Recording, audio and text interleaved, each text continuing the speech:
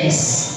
Kasi first year na magturo ni McDonald 1997 sa amin sa math. But math is my favorite subject. It's because yung nag-instill sa akin nung high school ako, nagamit ko siya when I was in college.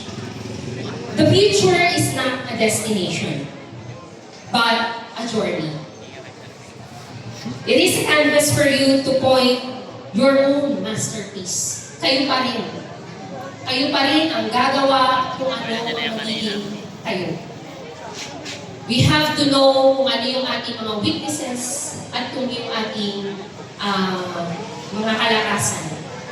You cannot give what you don't have. Kaya dapat, be kind, be compassionate, and always strive to make a positive impact on the world around you. The lesson learned and relationship course here in our alma mater, these are the foundation upon which build your future.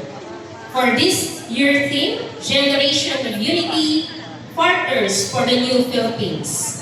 As you move forward, I urge you to never stop learning, never stop growing, and never stop believing in yourself through the help of our Almighty God. Piliin lagi natin maging mabuti.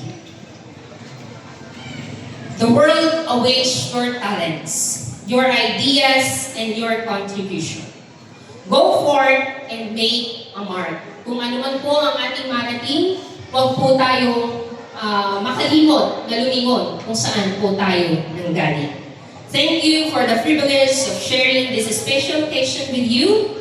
May your future be filled with joy, success, and endless possibilities with the help of our Almighty God. Above all, to God be all the glory. Congratulations again, Batch 2024-2025.